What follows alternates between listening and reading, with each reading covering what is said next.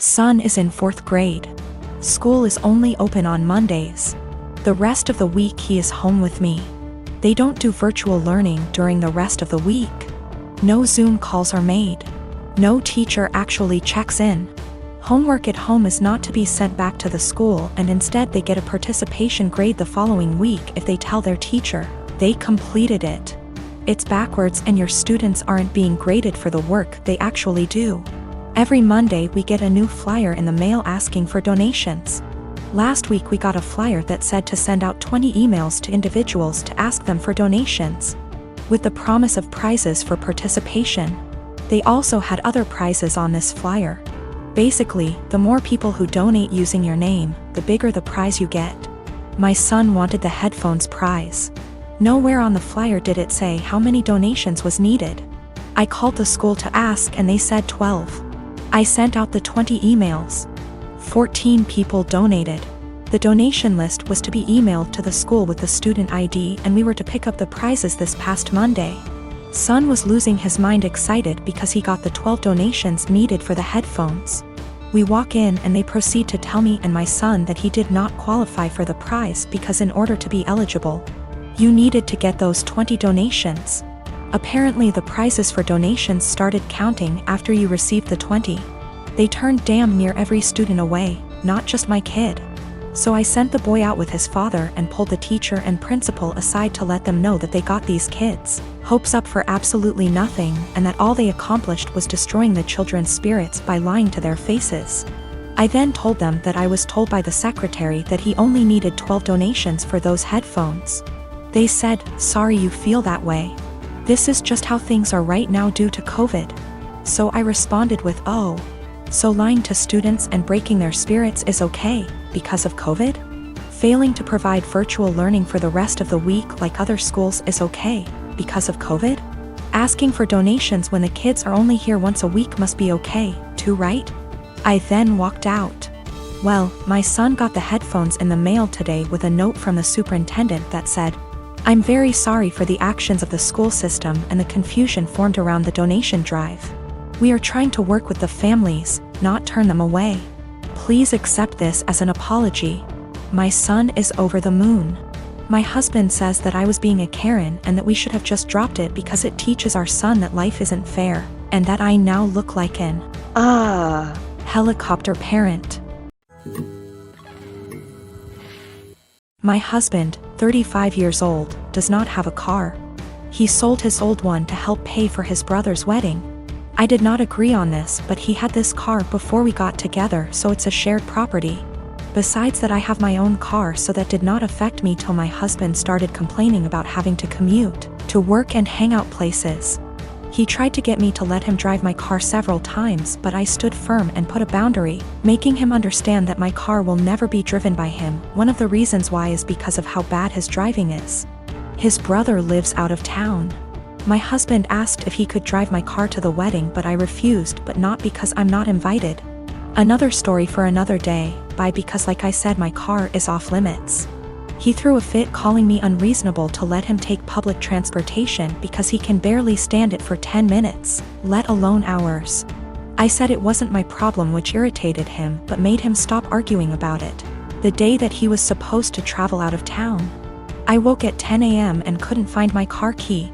I went outside and couldn't find my car either. I was beyond pissed. I called him and like I expected, he took it and was on his way to the other town. I lost it and told him I gave him no permission to take it for a whole 5 days and said that if he won't turn around with it and come home, then I'd call the cops and report it missing. His response was, "You wouldn't dare do it cause you know what would happen." I hung up on him, then immediately called the police and told them about my situation. I did not tell them my husband took it because they'd think it's a family dispute and decide to not get involved. I just reported it missing.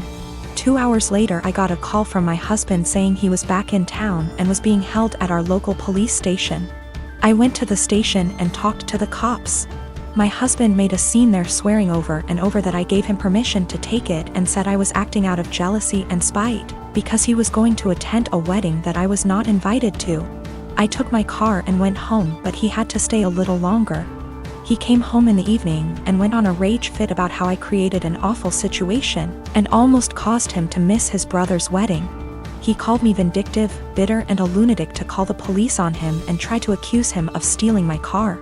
He had to leave the same day to be able to be there with his family and decided to extend his stay, and he still hasn't gotten back yet. Right now his mom and brother are blasting me for what happened and calling me spiteful. In January of 2019, my husband was diagnosed with a brain tumor. It was in a completely inoperable part of the brain, and was told me had 6 months to live. He stuck it out and died in October, 3 months longer than he was expected to. He was always positive, and decided a few weeks after his diagnosis that he would write letters for our daughters for significant events in their lives. My husband was my soulmate, and the past few months have been difficult knowing I've lost him. We have 2 daughters, Mia, who is 21, and Imogen, Imi, who is 19. All 3 of us have become a lot closer since their dad's death, and we've all really struggled. My husband and I were together since we were children. Got married when we were 18, and we were approaching our 20th wedding anniversary when he passed. In February of this year, Mia got married to a boy she's been with for about 6 years. I absolutely love her husband, and he's been incredibly supportive during all of our grief. My husband wrote a letter for Mia to open on her wedding day. It's worth noting that my daughters were unaware of these letters. It was my job to give them to our daughters. Her wedding day comes around and I just can't bring myself to give her the letter. I read it and just wanted to keep it to myself. I had his handwriting and his words, and it felt like he was there, and I couldn't bear the thought of giving that up yet. I was fully intending on giving her all the other letters as the events happened. Last week Mia and her husband bought their first home together. They'd been living at our home since they got married, and so had a lot of stuff to pack and move to their new house. Mia asked me where her important documents were, passport, birth certificate, etc. So I told her they were in my top drawer of my dresser in my bedroom. The only letter that was in there was the one I was meant to give her on her wedding day. The rest were hidden away. She immediately recognized his handwriting, and of course it was addressed to her, so she read it and broke down. She came and found me and started screaming at me, asking how I could be so selfish. I didn't really know what to say apart from the fact that I wanted to keep it and she could take a picture of it. Both my daughters called me an asshole and are convinced I'm keeping them from a load of their dad's stuff.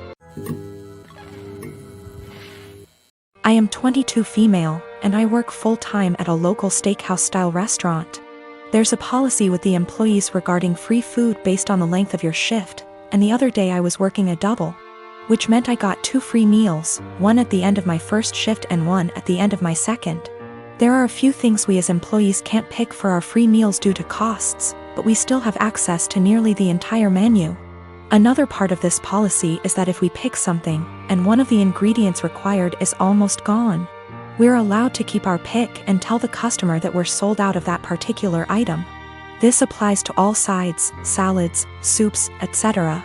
Usually though, if we say we're out, we really did run out regardless of employee meal picks. Anyways, on the day that I worked my double, we were about 2 hours out from closing and I sat a couple who were on a first date. Just assuming by some things they said, plus he name-dropped a popular dating app. When they were ready to order their meals, the girl just so happened to ask for sirloin. But that was the cut I chose for my second meal and we were down to our last one. I apologized and told her that we were out, and the pouted and told me she would need another minute to decide. Her date shot me a dirty look and told me he needed more time now, too, so I went to check on my other tables. They seemed to be having a good date, laughing a lot and smiling.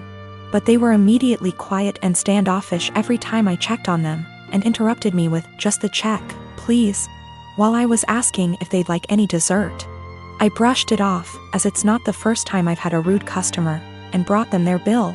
He wrote a big 0 on the tip line and a little note that read, "Thanks for ruining my date. Hope your night sucks too." I told my coworkers during closing, who all agreed the guy was being an ass. But when I called up my dad the next day and the topic of work and those particular customers came up, he told me I should have been less selfish and just let the woman have the sirloin and that I should have picked something else.